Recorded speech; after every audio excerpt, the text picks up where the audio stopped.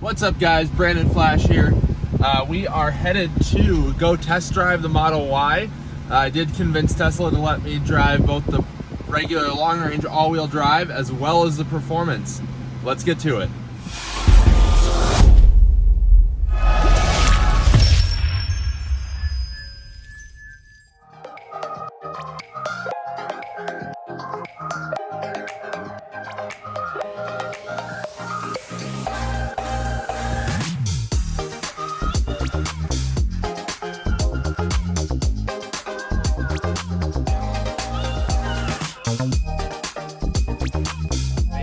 Pureland Commons. Let's get plugged in here because there is an urban supercharger here.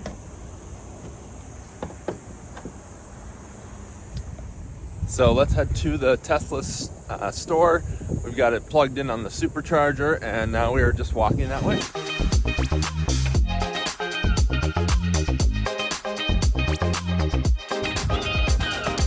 So here we have the Model Y. We are in a performance dual motor.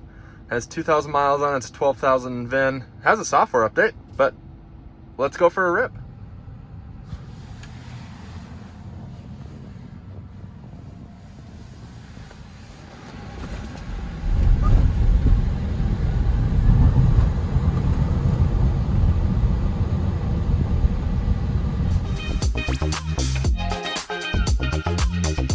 Here we are, there's my car there. Let's do some comparisons here. Here's my efficiency from the drive. I did reset that shortly after I started driving. Control that so you can hear me better. I was not driving that easy, so that's pretty reasonable, but in my car with similar driving, I probably would have been about 380. Let's get plugged in and see what this car does at 65% on an urban supercharger. Let's see here.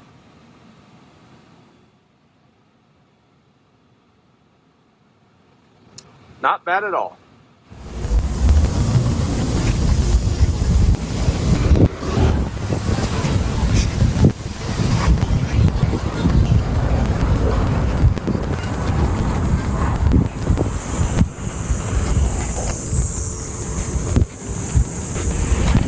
Back in my Model S after test driving the Model Y Performance. Unfortunately, the long-range all-wheel drive Model Y was not available for my test drive, so I only drove the Performance. It did have the Performance upgrade package. Overall, I'm very impressed with everything about it. First impressions when I was driving was that the suspension was actually a bit harsh. So kind of at lower speeds, parking lots, speed bumps, expansion joints, or uneven pavement. It was actually a bit harsh how the suspension handled that. A lot of that could be the 21-inch wheels that are included with the performance package. I'm not usually a huge fan of lower profile wheels, especially on a vehicle that you're daily driving. They usually just have a very large impact on the ride quality, and especially on the 21s with the Model Y that are staggered, you're going to go through rear tires a lot more often, and with the staggered tires, they're also typically going to be more expensive to replace because you don't have four of the same size, and they're usually a little bit wider, which also adds to the cost. Driving on the highway, I really like the higher seating position. Being that it has the Model 3 seats and basically the same Model 3 interior, it does feel right at home if you've ever driven a Model 3. However, being that the seats are on risers, for me as a tall person, I really appreciated that my legs were more supported. So rather than the seat being lower than where my knees would sit, just as my legs come out of the seat, my legs were kind of able to drop down a little bit, which helped support the thighs with the seat. I do wish the steering wheel came out a little bit farther than it does. It seems to not be as mobile as in a Model 3, or at least relatively so. At higher speeds, the steering did get quite heavy. Again, I believe that's related to the 21-inch wheels and the wide tires on them. It kind of almost felt like steering a boat rudder, how you have that little bit of resistance as you get going faster. At lower speed, that wasn't as pronounced. It still felt very light and nimble like a Model 3. Once I got done test driving the car, I did park it next to my Model S. Overall, the size is fairly similar, I would say. The height is obviously higher on the Model Y. Storage space, very similar. I was actually pretty surprised by that. Without measuring, I would say that they're probably within 10 to 15% of each other, maybe erring a little bit on the side of the Model Y just with height. But as far as opening size, I think there's no noticeable difference or no practical difference in everyday use. A lot of people have complained about the heat pump making a lot of noise on the Model Y. I didn't notice any of that when I was driving. I did have the AC cranked. It's about 110 degrees here in Phoenix today, and nothing noticeable. But with the higher VIN of the Model Y that I drove, it most likely has the acoustic blanket that they've added later in the production. The very early ones did not have that, so there were a lot of complaints then. The frunk space, once we got around to the front, it was smaller than my Model S, but deeper than the Model 3, so I would say more usable. Again, smaller than the Model X, of course, as well.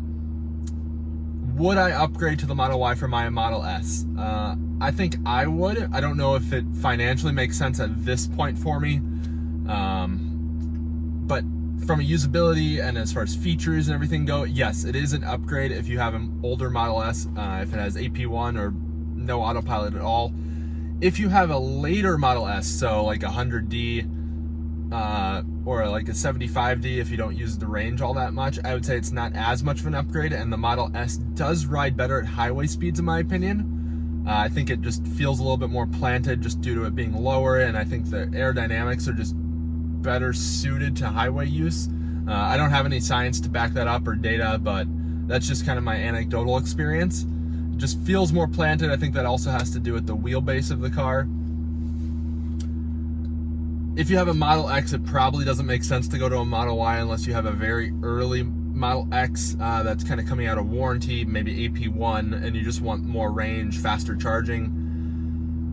I don't think there's really a whole lot of reason to go with the Model 3 anymore. For most people, if you're shopping new Teslas, there are some deals to be had on used Model 3s, and in that case, it could make sense to go Model 3 versus Model Y. But given the very small price difference between the Model 3 and the Model Y, I think for most people, the Model Y is the car to buy.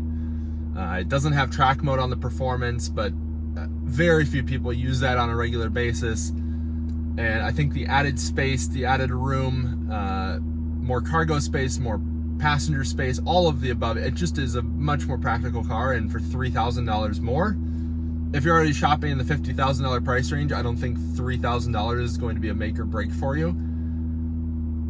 You might not like the styling of the Model Y quite as much as the Model 3, but I would definitely recommend giving it a chance and go look at one in person. The photos don't really do the Model Y styling justice, but I do think the Model 3 is a little bit nicer looking, just being that it's not as bloated, essentially. Sorry for my rambling here, but hopefully my thoughts on Model Y versus Model S as a Model S owner help someone out. If you have any questions, feel free to post them down below. I'm happy to help out, answer to the best of my ability. What do you think you would choose if you're in the market for a Model 3, Model Y, Model S, Model X?